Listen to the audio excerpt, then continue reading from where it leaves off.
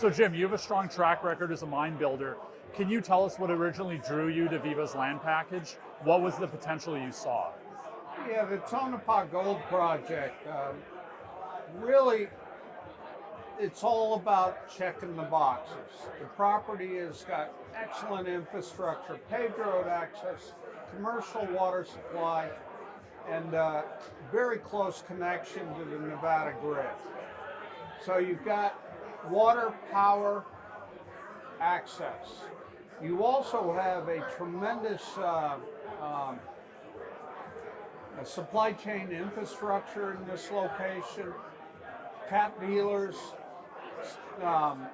consumable supplies, etc. It's some of the best in the world. And then the deposit itself, it's a large system that was underexplored, but there is a very sweet spot. And it's best of all, it's in mining country. Right. It's a place you can actually build a mine. So when I look for mines, I look for places that you can build a mine without spending 20 years fighting opposition. That makes a lot of sense. There you go. So now, Viva, you're at 600,000 ounces of resource. Is that enough to begin production, or is there a number you'd like to see by the time you're fully permitted and ready for construction? Yeah, in a location like this, it's ample resource. And, you know, when we talk resources, the bulk of the deposit is measured and indicated. So it's an advanced resource, well drilled, and because of the location, the infrastructure, etc., you're not going to spend half of the deposit trying to pay for infrastructure. It's there. It's already paid for. You don't need the mega million-ounce deposit. And it's something that you can move quite rapidly forward. And bottom line is, my philosophy is, a great gold cycle is a horrible thing to waste. Yeah, I'd agree with that. Perfect. That sounds like you got a good plan there. So now, just for anyone who might not know Viva as well, I'd love a high-level overview of why you think this project will turn into the perfect small-scale profitable mine. You already know what to look for in a gold resource. Kind of what boxes is this checking for you? Yeah, well, besides infrastructure and permittability, you know, we're a half-hour's drive from Kinross's Round Mountain Mine. We're 20 minutes drive from the nearest town. In Nevada, that's just about next door. So, you know, it's a project that you can build rapidly. It's got grade, numerous hot spots to the deposit. Some of our best grades are also some of our shallowest. That'll come out early, and that early development grade will drive rapid payback on the project. As far as size,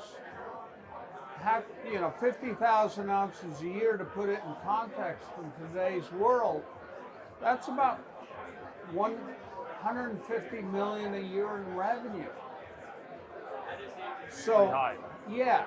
And if you can't make money producing 150 million on a small project, there's something the matter with our industry. Right, yeah, exactly. It's been impressive to me how you just know the boxes at this point to check. And so when we talk about this project, there's just all these little things. You know it can sink a mine. And so you've checked off the boxes to make sure this isn't going to be a problem for me, even if the grade is great or anything like that. You've looked at all the angles. Yeah. I've built numerous mines in my career. I've evaluated literally thousands. And, you know, I've been in the banking side of this business, structured finance. I've been in work for majors. This is my third company as a CEO.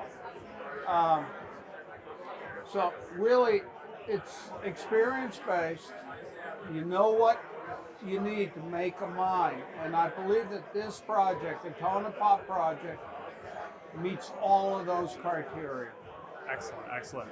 Now I wanted to talk about your NPV on the project. So you look at a much lower gold price. I know is this something like 1,400 is what you kind of did, your base case was somewhere around there. But we know gold is a lot higher than that.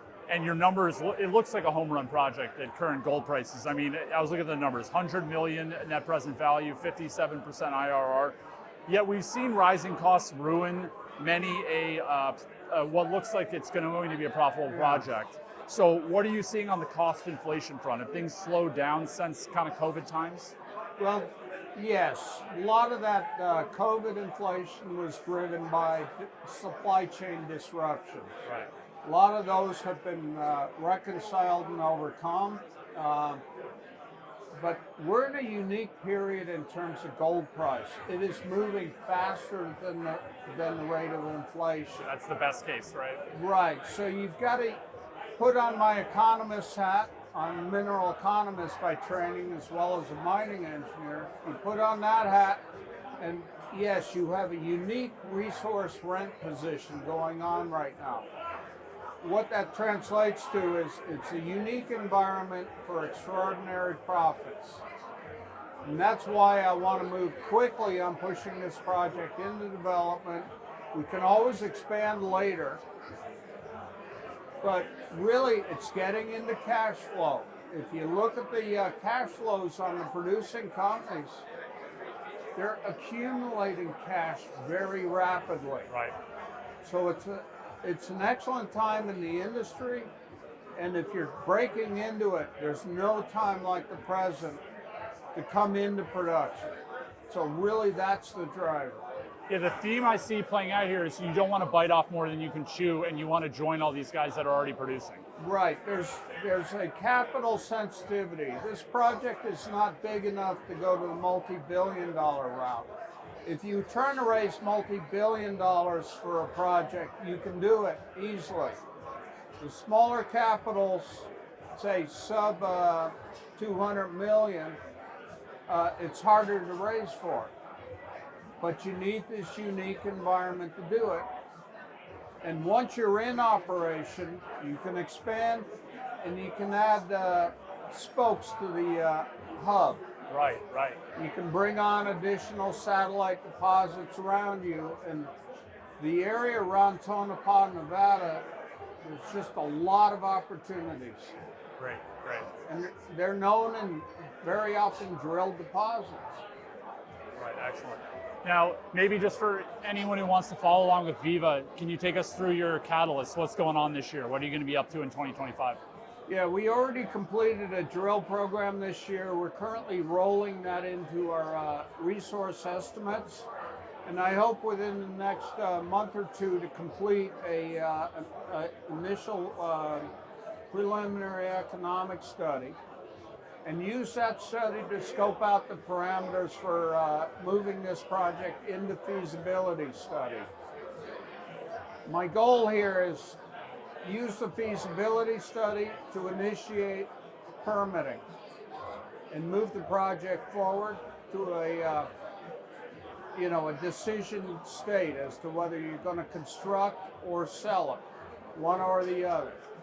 Excellent. Sounds like it's going to be a good year. Stuff's going on. It's going to be a good year. We're creating a lot of trigger points to create value.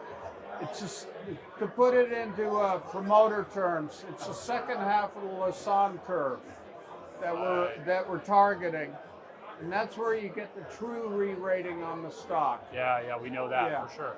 Yeah. Well, Jim, it's been a pleasure. I hope PDAC is a fruitful one for you. Thanks for stopping by. Well, thank you very much. Yeah.